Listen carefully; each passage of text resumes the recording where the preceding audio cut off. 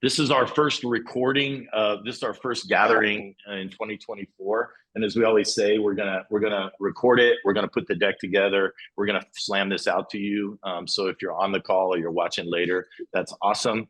Love, love, love the community that's been formed here and just the ongoing learning. Somebody said it earlier too. It's like the learning that we want to do together is important. And so if I can just tee us up today, where working through Think Tank and you guys can help us is we're kind of living in that void, or in that void, it's probably more of we're living in the webinar slash conversational space, and we're trying to make sure we don't lean too far to the webinar side and not the conversation side. So it's definitely a tension for all of us. We understand there's like 50 of you guys on the call, and so just to cut in and to insert yourself is difficult. We want to give you permission to do that, both by unmuting or in the chat. Either way, don't think that your input or your contribution is not valuable. But at the same time, we're going to tee you up a little bit today and try to give you a space to actually do that in a way that kind of more a little bit more specific to what's going on. So can you guys see that? Everybody nod if you can see that for me. Be amazing. Great. Cool. This is the deck that you guys will get each and every time that we do the call. And so fantastic. I teed up a few of you, so I've sent out a little bit of a question to some of you. So we're going to get to that in just a minute. And then the rest of you can just feel free to completely jump in on that conversation and make it happen. But I know it's kind of trendy to talk about what's new in 2024 and to do all those things, but we're literally going to do that. So we'll get to that in just a minute. Real quick, some administrative thing. If you haven't got these dates, I want to throw these at you, because if you were at the Think Tank Live last year in October, we rolled out some dates, and then due to some other conflicts, we had to move the dates. So make sure that you have these dates down. It's a Wednesday, Thursday, Friday. The weather's still great in Vegas. It's late in October. We'd love for you to block those dates. And then as you schedule your year, try to as much as possible, keep those available. For those of you that haven't experienced our live, it's a pretty intimate couple days experience that we would love you to be a part of, where we kind of get in the room together, not on Zoom, and we talk through some stuff. And there's some pretty fun stuff that we do as well. So just mark the dates. There's no registration or anything at this point, but mark the dates and we'll get there. Cool. Number two is, I wanted to throw this up here. Some of you are probably laughing at me right now, but if you haven't not engaged, Derek's probably laughing at me right now. If you have not engaged with this book, I would encourage you guys to maybe grab it if you're looking for something to read. I know you've probably got a million things in 2024 to read. Has anybody else read this? Anybody read this? Some of you guys probably went and saw the movie that just came out recently. Yes. If you haven't, before we jump into other stuff, I just think there's like leadership nuggets just completely embedded in this that I want to encourage you to read through that lens. It's a great read. It's a great story of the UW rowing crew team. It's just a great book to read. But in the middle of it, there's so much there for you guys as far as leadership, as far as crew and what crew looks like and all those things. So I would just encourage you, if you're looking for something to kick off, I've finished it, and I've been working our team here at the Crossing through some of the learnings around crew and what that looks like for leaders. And I think you would probably be loaded up with all kinds of information that you could then share with your team if you jumped into it. So make sure that you do that. I asked a few of you guys to unmute and talk about some patterns and trends. So I'm going to share the screen again. Hopefully this won't mess up what we're doing, but I'm going to share the screen again and have you guys talk about some patterns and trends. Here's the question I wanted to start with today for those of you that I sent it to, or anybody on the call. Let's jump into this idea of 2024 as we look forward. What are we the most optimistic or the most positive about? I've got some feedback from some of you as far as what you're most excited about but from your perspective, January of 2024, as we head into the year, before we jump into where the challenges are, which is what's coming, what would you guys love to hear from some of you guys? Like, man, this is what's going on. Keep it to about 30 seconds. Here's what's going on where we are, and here's what I'm most excited about. Maybe encouraging to somebody else on the call. Somebody unmute and kick us off. Yeah, I'll go first. Derek, hit it. Thinking about here in Las Vegas, West Coast, like there seems to be a lot of excitement with our young adults and just like a new openness. I feel like deconstruction and all that has gotten so many headlines and there's all this like doomsday around it. But I'm like seeing a lot of young adults show up at our church that are genuinely like, they're talking about it differently, but they're genuinely interested in the way of Jesus is how they're phrasing it. I'm like, okay, sure. But I'm optimistic that some of the negative headlines of all the young people exiting the church, that it's not as bad as it sounds, and that there's a genuine desire to figure out what people are believing, and maybe even some rebound of people who have exited church that are a little younger. So optimistic about that. Love it. Somebody else. Optimism. Let's start there. We can go dark real quick. So let's start with optimism. Anybody? Yeah. I come from a charismatic kind of context, but I think one of the things that we're watching and seeing is just consistent miracles within our services and gatherings and things. And so we recently just had with our youth, there's a kid with scoliosis that was like radically healed. Another kid with a broken foot, completely healed. So it's just really encouraging to watch God just tangibly move in lives, not only in young people, but also throughout our services. So there's great anticipation and excitement for what God has in store for us. Love it. Somebody else, hit us. You're optimistic. Joseph. Yeah, I'm optimistic. We've been running like the L10 model of doing things for about a year, going maybe like a year and a half, and we're really beginning to see some traction take place. And I'm optimistic that the 3-year picture that we've painted is something that it's actually achievable, and we're going to begin to move towards it. But now our team is beginning to see it, and I'd say our church is beginning to see it as well. So I really believe that 2024 is going to be a great year for us. So yeah, I'm optimistic about that. Love it. Couple more.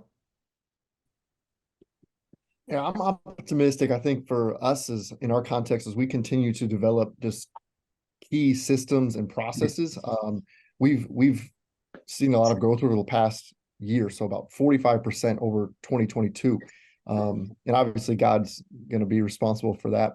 But on our side of things, I think just setting it up in a way that we've created some very clear next steps for people, and helping them to understand, hey, this is what we have for you. This is where we want you to go. You know, I think God often honors our preparedness, and when we're ready and we've shown that we can steward growth, he brings it. And so I'm optimistic for that as we continue to grow in those elements and try to continue to steward the growth well.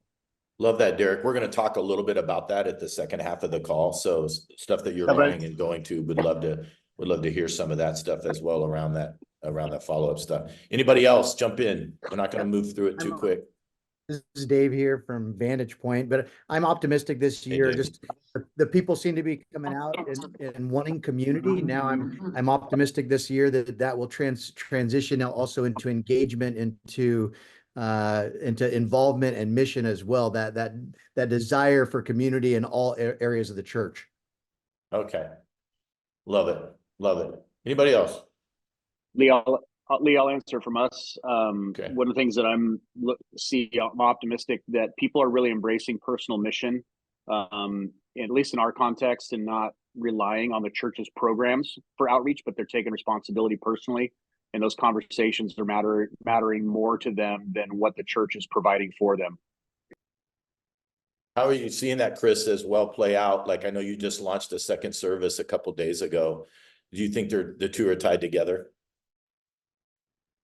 Sure. Obviously, we have to have environments that are welcoming for unchurched people for them to bring them to. But when you train people and empower them and encourage it, they'll embrace it and move in that direction. We're not high program anyway, and I think that resonates with especially younger people, at least in SoCal, that aren't as worried about entertainment as they are about personal mission. Love it. One or two more. Come on, guys. Yeah, Lee, I'm optimistic that a compelling vision for the future really does rally people. It's been about a year ago that we shared our 10-year vision with our congregation, and this past weekend we shared kind of the actions that we're putting into practice to help make that vision a reality, and just to see people really come together and say, yeah, this is something I want to be a part of, and to see movement. Yeah, it really kind of sets direction. So I'm excited about that. It sounds like a lot of guys extremely encouraged in what's going on there. I know we could go on with this and we love sitting in this, but I'm going to move to the next question, unfortunately, or fortunately as well. But, you know, as you look forward, not only are we celebrating, but talk to me a little bit about where is it that you're like, okay, in the midst of this, here's the concerns that I might have. Here's what I'm feeling. Here's what I'm sensing. Anybody want to jump in right away on that? And I have a direction I want us to go on the call, but I want to hear from some of you guys. This is what I'm thinking about at 5 a.m. when I'm doing my prayer time. I'm on the treadmill, whatever I'm doing. Talk to me a little bit about that. Yeah, I got something. I guess I'm thinking ahead, and I'm just trying to consider how polarized the country may be in the next few months. And we don't want to be reactionary. And so how do we prep people for our church to not also become a place of polarization? And so, yeah, the concern is like, can the mission and the vision and the traction that we've been having be sustained in the season that is to come, that may be a very polarizing cultural climate we're in? Okay, love it. Somebody else, or tag on to that. Yeah, I'll tag on to that. That's like nationally, I feel the same, but also just globally, just watching the news and seeing the potential of the Middle East conflict like grow. You know, that concerns me a lot, and especially in our context, we have a lot of Palestinian Christians around, a lot of Jewish people in our urban context, and so just we've already seen a lot of stress around that. So, yeah. Okay. A little bit of so a little bit of what I'm hearing so far is some exterior cultural things that potentially are going to impact what we need to be doing as a church. What else? For us, we're trying to navigate the economy. I think finance is a huge pressure cooker for us, and we're trying to figure out what's on the horizon. How do we prepare for that? And what do we need to do now so that we're not, again, reactionary to some of the things that are taking place? Love it. I love that word reactionary, because I want to talk a little bit about that in our content here in the next few minutes, because that is something that is going to be a concern and a challenge for us as we're leading our congregations forward and trying to stay on mission, follow our 10-year vision, do those things. You know, how do we not react to the outside forces that are going to necessarily rise up from all different directions, and stay on target with what we're doing, including finance, as Ryan mentioned, right? What I would call the resourcing question? How is that going to help or be problematic for us? Because some of us are on the other side of the spectrum where resources are not problematic, but also the stewardship of those resources and how do we do that well can also be at the same other side of the coin, a concern as well. So big deal on all of that. All right, let me push us forward into something, if you don't mind. I want to show you guys something. This is our Church on Mission concept that we see as if you've had any Grow-Minimum guys come in, or if you've been on our calls, or if you're just familiar with some of the concepts that we believe are biblically important for you as a church, and you may have different language around these things, that's fine. For the sake of the call today, I want to just focus in here on these key elements. I pulled this slide back up, and we actually haven't seen this. Some of you that have been around since the beginning of these calls had seen this slide back in the day, and it kind of went away. Like we just kind of deleted it and didn't jump on it. And you'll notice really small writing under Church on Mission. You'll see that it says pre-COVID. I know I hate using that word forgive me for I have sinned. But the reason I want you guys to see that is because as Kay and others of us have been having conversations about like what's the trend coming, one of the things that you guys may or may not recognize because you may be not in the context where you're getting this feedback is in 2023, almost every church that we see or are associating with that has any kind of a growth or an evangelistic mentality grew. So, and in most cases, what we're seeing is double-digit growth. When you talk about average weekend attendance, is pretty common across the board. Now, you may be sitting on the call going, that's not us, or, you know, a little less, and there may be some reasons for that. But typically, the last 12 months has been a season of, and I want to be careful here, of what we would call gathering growth, like people filling the seats. Most of you are sitting there today, most of you, and you have more people filling the seats on a weekend than you had a year ago. And there may be other reasons why that's not true, but typically that's true. But that also brings us to a place of pause that we want to talk about for the next 30 minutes together and have a conversation. Because if we're optimistic for a lot of reasons around growth, we're optimistic around people connecting, as Hall said, around people being aware of the community, those things, we also need to be concerned about as the gathering accelerates, engagement potentially can decelerate. Okay, so this was our theory around what typical church discipleship, we would call this a discipleship model, by the way. So if you're like, man, we're trying to figure out our discipleship model, we're not sure how we disciple people, we would advocate that Church on Mission is actually a life on mission discipleship model. They are biblical behaviors that don't necessarily make somebody a disciple, but they would be indicators. But the point of this diagram that we pulled out in 2020 was that for most of us pre-2020 COVID, the gathering, our weekends would be what we call the hub of what we do. Like it's the focal point. We resource it, we talk about it, we put staff on it, all of those things. It would be the hub. And then when people come to us, we love that. And then our goal would be that it empower and, you know, get them to do these other things or to begin to explore a deeper relationship with Jesus through these other things. What we learned in COVID is that engagement became the new attendance because we couldn't gather, right?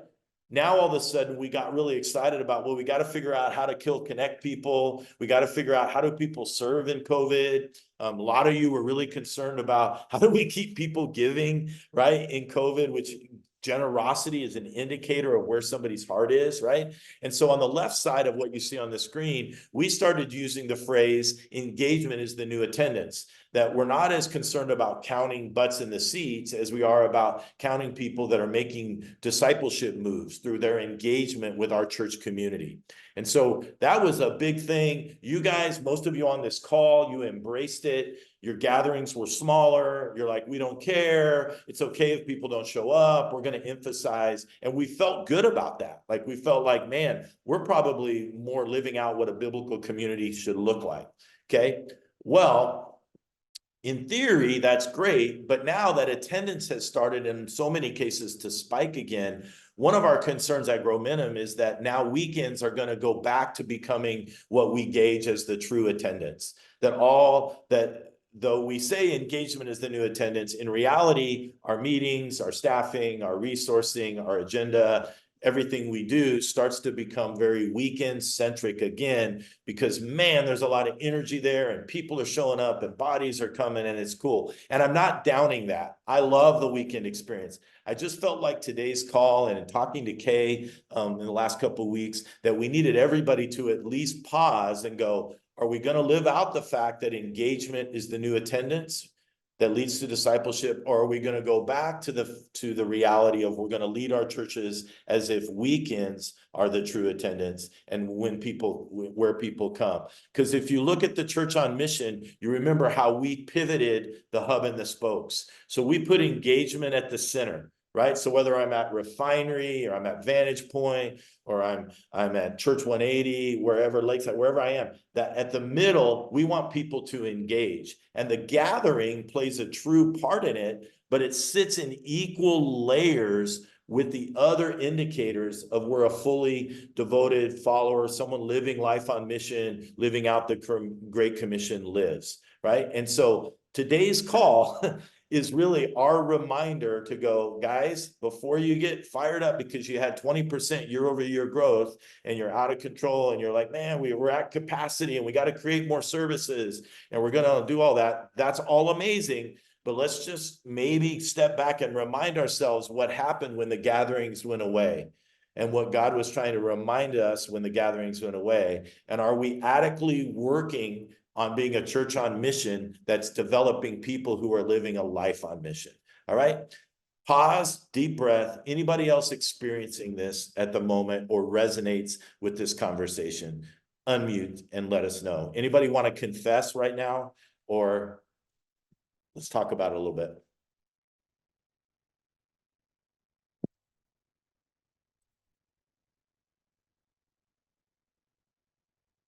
Yeah, we've had a number of people that, you know, in the whole COVID thing of like, oh, we're going to get people deeper and all that.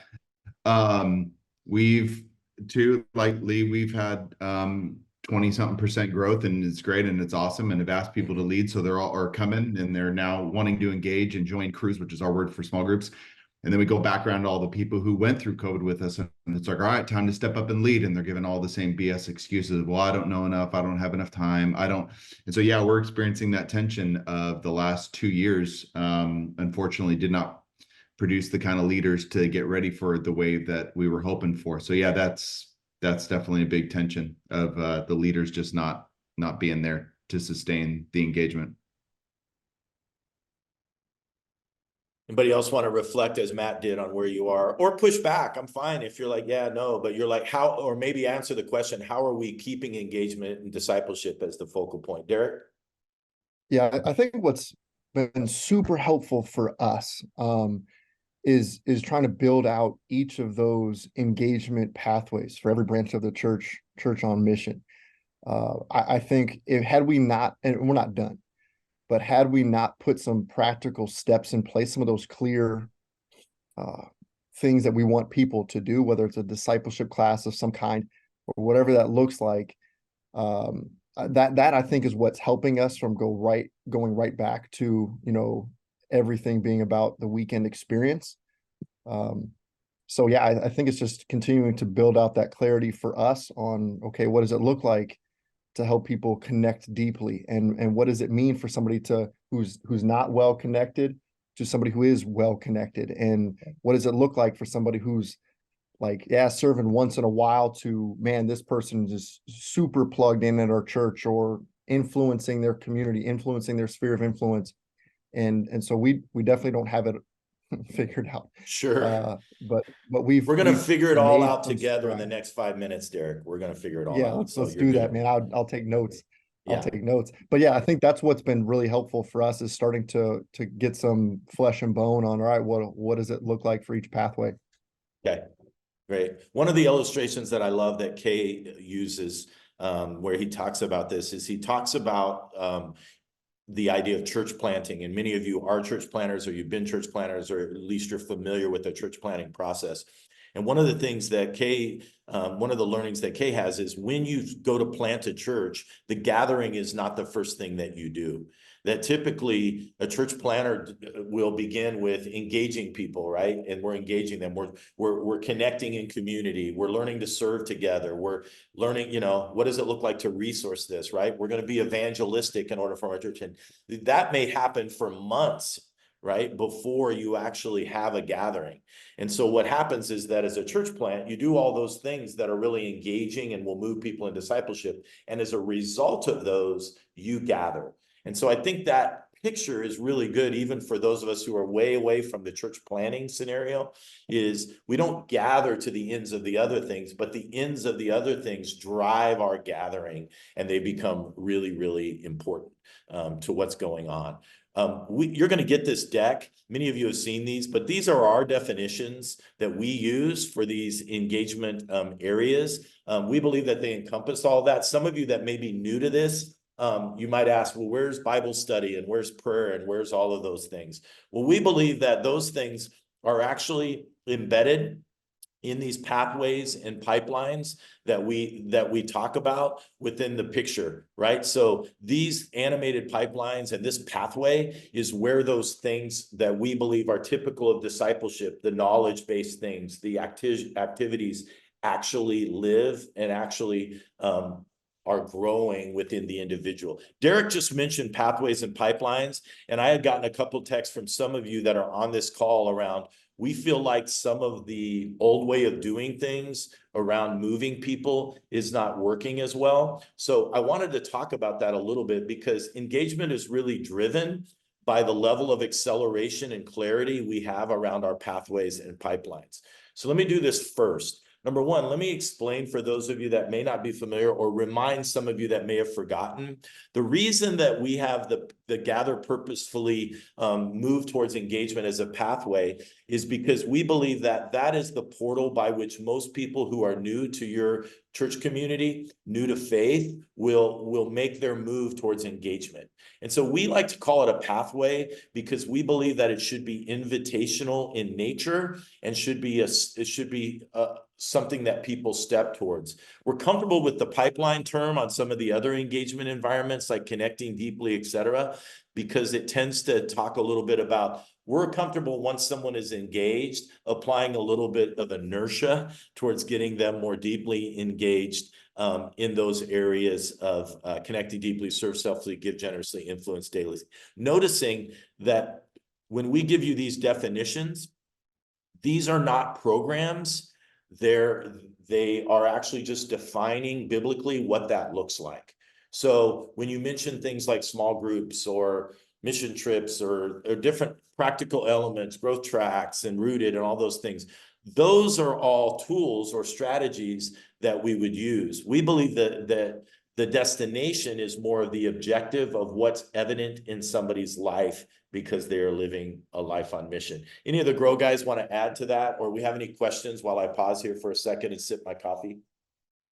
Yeah, Lee, I would chime in and say, this is Brandon from Gramentum. I would say there's two things I would say. One is don't let the size of your church determine how much focus you put in these pathways. We talk to a lot of people and they're like, oh, that's a big church thing. You know, you guys have all right. It's good. This many people or that many people. But the reality is, and if you fix a pathway, let's say you really work on a give generously path, and you get that pipeline, that pathway, you get it all working correctly, and you get 10 new givers at your church in the next 6 months, that's going to change your whole church, you know, depending on the size of your church. So it doesn't matter, like the number. And I think a lot of times that gets ignored because it's like, yeah, this is like big mega churches need this. And this is something we recognize that like everyone needs this. And when they do work on it, we see that it works really well. We see that like there is measurable growth that takes place.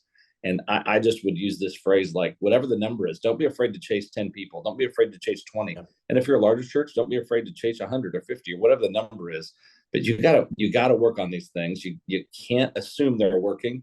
The second thing I would say is you got to test them. You've got to test them. Just because you put it together and you feel really good about it, man, circle back and just run it through. So often the people closest to it don't realize it's not working. Yeah. And you don't want that to happen 6 months from now. You want to test that early and often to make sure it's really.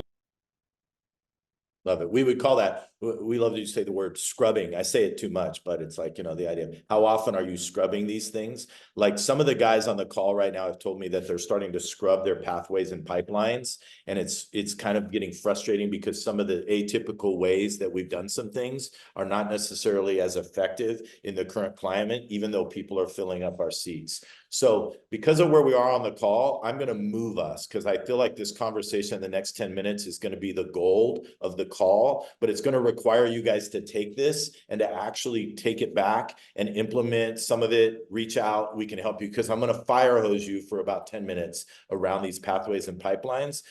but you're going to be okay. You're going to survive. And I see Brandon and those guys are in the chat. So keep that chat going, because I'm gonna kind of fire hose here. So these are the 5 elements of Church on Mission: gather purposefully, connect deeply, serve selflessly, give generously, influence daily. You may have some other terms, but those are 5 core elements. All right. When we look at those 5 core elements, we always look at them through the lens of a pathway and a pipeline. All right. And so when we talk about it, here's kind of a zoom in of the top of that Church on Mission. So if you were magnifying it, this is that pathway that we were just talking about. And we'll talk about pipelines here in a moment. This top area is what we call the influence zone. We don't really have time on the call to talk about that. But some of you, if you were back in November on the call, you may have heard Kay talk about, exposure, endearment, engagement, and evangelism, and how we kind of look at how do we expose people to our church community through these different means. That's this influence line. These are just suggested how typically somebody may find us. I don't want to talk about that today. I want to focus on this area right here and some key learnings around this. And we use the idea of how do you move somebody from the gathering to where they identify themselves. We make contact with them to where they connect in an initial step, and then they make a commitment in what we would call an engagement step. Okay, so let me back up and talk a little bit about this one by one. Okay, the contact identify step is a huge step, because that's the step where somebody's telling you, we trust you. Right? Because identity is such a huge, valuable asset for people that it may take them weeks or even months to actually identify themselves as, I'm here. But when they do, they're identifying themselves because there's a level of trust that they're putting in you as an organization. They're not dumb. They know that you're going to do something with that information. They know that. And so when they give you their information, they know that they're trusting that you're going to treat it carefully, and that you're going to use that information cautiously as well. And so the first thing you need to scrub on all of this is, how are we doing at identifying people, and how are we doing on that front door identification? You're on the call and you're like, we grew by 20%. Great. We still have to be very cautious around how are we doing with the people that are identifying themselves. And so the first point I would make to you is, don't sleep on, forgive my usage of this word here, but it's just the best word. Don't sleep on those leads, right? When someone's giving you their information, they've been exposed to you. They're somewhere in the endearment to engagement cycle, and you need to be paying attention to that in order to make sure that they're moving out of just the gathering into some other areas. Some of you guys are struggling gathering leads. Some of you guys are gathering leads, and then you're struggling to know what to do with them. And so our encouragement to you would be, make sure that you're not sloppy or you're sleeping on those leads. If we go back and we look at the last year at your church community, and you look at where people have identified themselves, and let me tell you, we use a phrase here at Growmentum called data ads. And we want you to pay attention not only to your Connect cards and the QRs and all the stuff that you guys do to bring identification. We want you to pay attention ultimately to where people are getting data added, because when they are getting data added to whatever your CMS, your church management software is, those are the leads that you don't want to just sleep on. You need a team, you need your team, you need your pastoral team, you need a clear plan on when someone says, I'm Tracy Pfeiffer and I showed up and I trusted you and I gave you my info. What are you now doing with that? Okay. Make sure that you understand that that's a really, really key thing. Now, there are some best practices around those leads, right? It's, are we using Connect Card? Are we grabbing names from Children's Check-In? Are we looking at other ways in which people who are not previously have not identified themselves are now identifying it? And do we have some degree of customized follow-up to move those individuals forward? All right. So when you go back to this, you can see that gathering purposely moves to that contact or identify phase, and then moves to a connect or an initial step phase. And this is where you have to get creative with your environment to figure out what is the best environment for us in our context to move people that is what we would call low expectation, high value. And when we say high value, we mean we believe that initial space that people take a step should be low expectation on them and should be high value communication from you as a church. This is who we are. This is what we're about. This is what we care about. You need to understand us. These are our unique identifiers. This is why we exist in the community. You need people to know that right off the bat before they jump into all the gymnastics of the other practical steps that we have. So whatever means you use to do that, we would encourage it to be low expectation, high value. So on the second point that I put here is an optimal flow in a lot of cases is to move somebody from a public space to a safe social space, and then move them into a private space. And sometimes we as church leaders, we want them to leap from the public to the private. And in many cases, that's a very large leap, especially for someone who is to the left on the spiritual spectrum and is new to faith, new to church, or has been away from church. To move them initially from the public space to someone's living room studying the book of Revelation, that is way too big of a leap for a lot of these people. And so if I'm on the call, I'd be evaluating what is that initial step that we have? Is it effective and is it appropriate? You may need to get creative. Chris Hall, who's up in California, has been texting me around like they're trying to figure out how do we reinvent that initial step for people, because what we've done in the past seems to be less effective in the current state of things for a lot of different reasons. And so there's a lot of reasons why that may be the case. And so our encouragement to you here in January would be, look at your pathway. Are we identifying people effectively? Is there an initial step that they're taking that's probably social in nature, where we're communicating that? And then is there clarity around what is the initial engagement step out of that? What is the engagement step out of that initial step? How are we moving them into a deeper sense? Some of you might ask about data, and then I'll shut up. Our best healthy data that we see is 100% of your average weekend attendance should identify themselves in any given year. So if your church is averaging on a weekend over the course of 2023, 1,000 people average weekend attendance, you should be able to identify, give or take, 1,000 people who have been data added or identified to your database. That would say we have a healthy front door.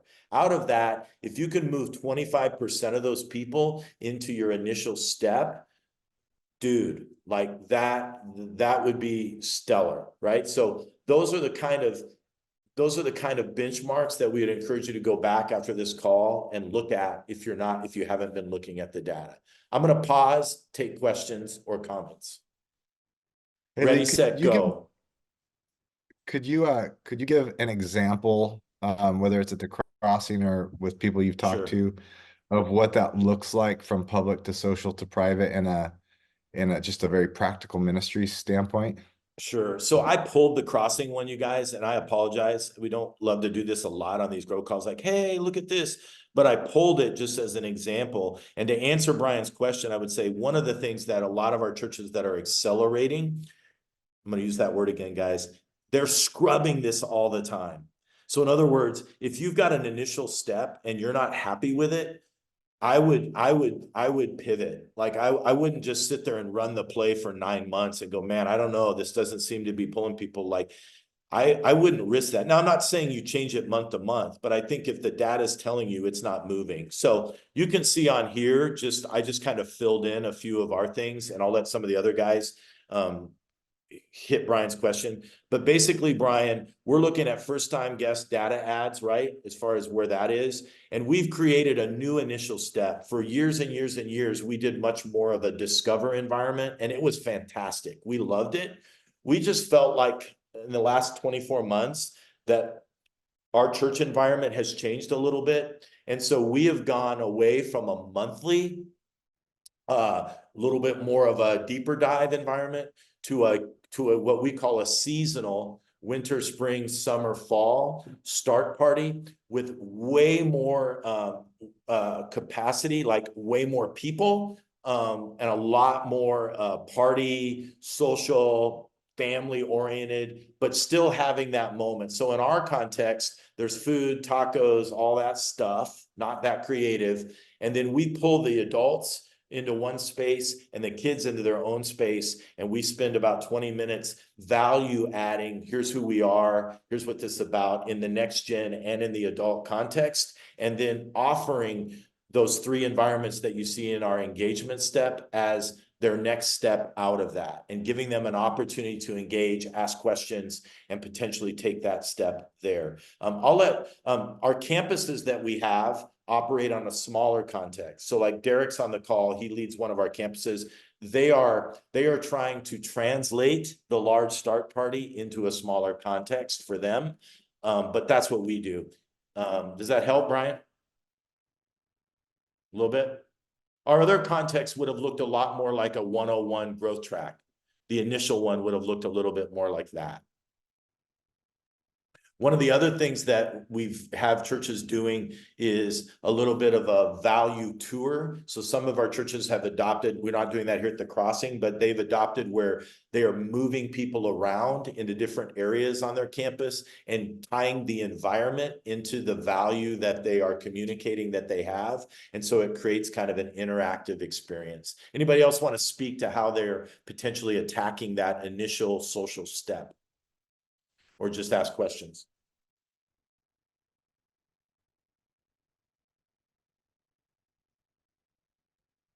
We've been experimenting this past year with our connection groups model, because we just didn't want to push people towards the private space too quickly. And so we actually started doing connection groups on campus. And during that small season of connection groups, which lasts about 6 weeks, we began to have conversations about turning those smaller groups into at-home groups to kind of push people towards kind of that life-to-life relationship. So yeah, it's been working really well this past year. And so we're just trying to turn the dial on that and throw some more gas on it this year. Love it. Anybody else go? It sounds like we do something very similar to what Joseph just said. We take our Sunday morning experience, we call it next steps, kind of the who we are, why we do what we do. And from there, we push them towards a small group context that meets on Sunday mornings just for those who are new. And it lasts from 6 to 8 weeks. But then from there, we push them towards rooted. And we've seen our retention with those who go from next steps into what we call trailhead. There's a lot of staying power for those people. Derek, I would assume there's obviously, and I mean this in a nice way, there's obviously attrition all the way along, right? So you're starting with the bigger for sure group, right? And then there's attrition all the way down. Chris Hall, if you're still on the call, because my Wi-Fi is still kind of weird, you guys, so I'm catching you guys later. You had texted me with a little bit of frustration. Can you articulate that frustration a little bit for the group? Yeah, our church plant is 16 years old, so we've experimented with a lot. And what we found, especially the last couple of years, is that those social environments that used to work for us just are not working with the same level of success. We've done everything from, your traditional membership / ownership. We even condensed it down into a 2 Sunday during one of our services class. Started really well and then just failed. We've done, welcome lunches. And the only people we catch, even though we send an email out to 100 people who have been guests over the last year, we get 5 people and they just happen to show up on that Sunday, come to our welcome lunch. And so we've just really struggled with what is the most effective, what has the best return on investment. Because, we do a lot of planning and work into it. And when only a few people show up, it's pretty defeating for a team that put a lot of work into it. So yeah, we feel a little bit paralyzed because we don't really know what is going to work. We even tried a 100% digital way to do it, and it just failed miserably. So we're really struggling. We feel a little bit paralyzed with not wanting to put a lot of work into something that's not going to provide the return. So yeah, that's where we're at. Yeah. Anybody else feeling that frustration? Neil? Ooh, you saw me hit the unmute button. I mean, I said I wasn't going to talk, but yeah, so I can totally relate with what Chris is saying. We used to do something called Welcome to Coastline. We do this lunch and it was great. And we scrapped it and we do something now called the 7-minute meetup. And we just try to connect with people right after like our service is done. We have some leaders in the lobby. So we've totally gone away from the like, we're going to do a lunch and spend an hour with you. And now we're like, could you give us 5 minutes and we'll give you a gift card to the like local coffee shop next door. You do that every Sunday, Neil, or periodically? Every Sundays. Yeah. So we just have like, we just take one of those like tables, we put it out in the lobby, and our host says, hey, if you're a guest with us this morning, we want to invite you, just go out these doors, make a left. There's a table, there's some staff or leader. They could be small group leaders, could be elders, it could be staff. We rotate through it and we ask them to fill out a connection card. We want to shake their hand. We just use something when I was a student ministries pastor. We say, if you don't ask them 7 questions, people don't even think you care about them. Right. And so we just ask how long they've been coming. Are they new to town? How did they hear about us? And then from there, you can usually ask the next couple questions. You know, and if they're a Cowboys fan, we just point them to Brandon for counseling. Get them off. It only took 55 minutes for that to come up.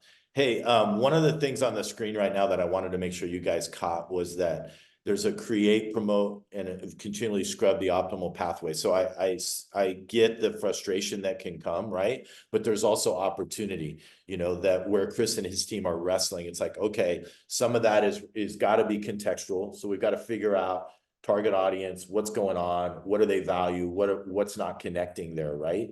Or the flow or rhythm, right?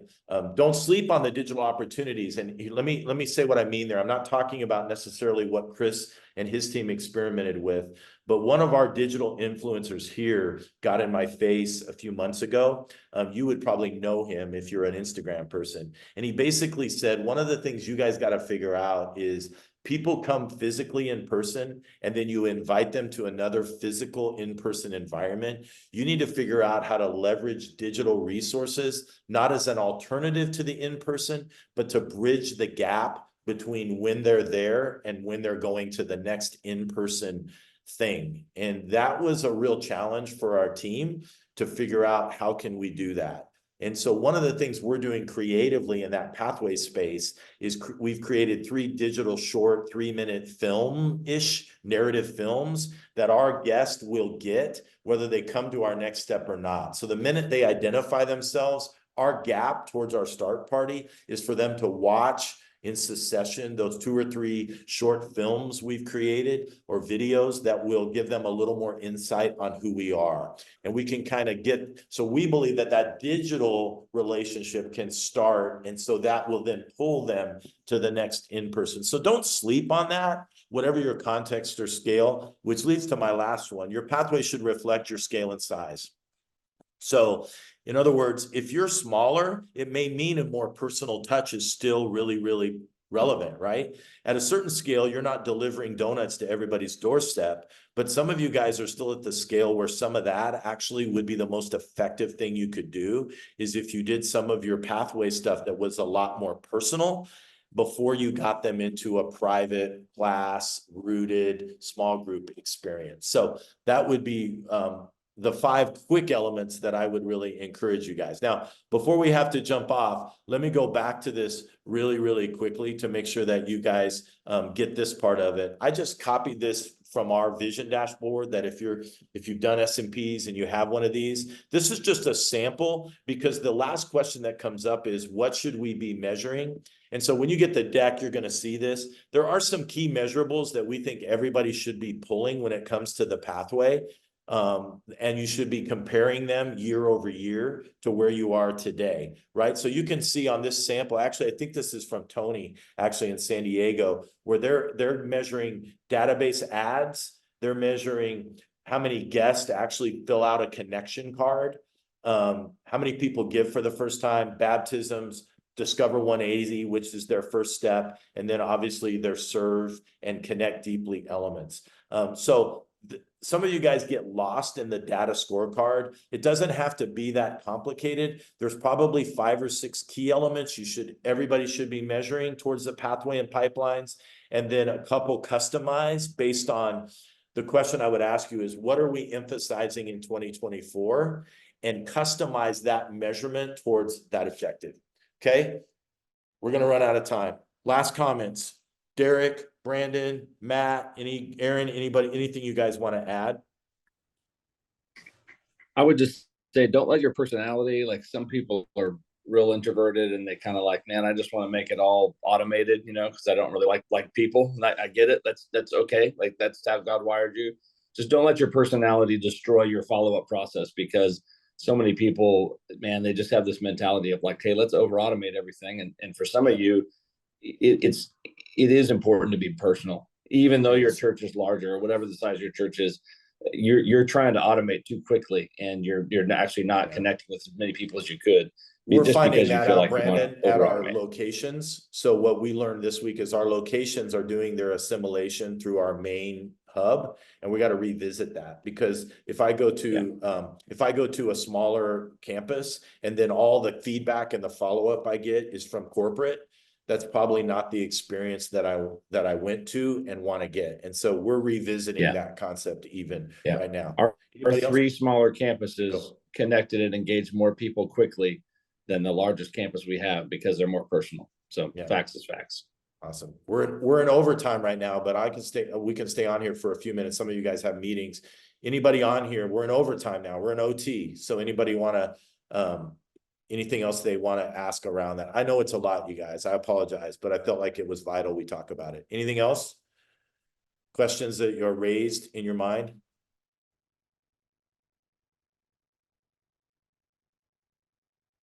We may need to pick up this conversation next month, because there's a lot there and we didn't get to all of it. And so I'd love to just continue to follow up. If you want to text us offline or whatever, we can hit that as well. Okay.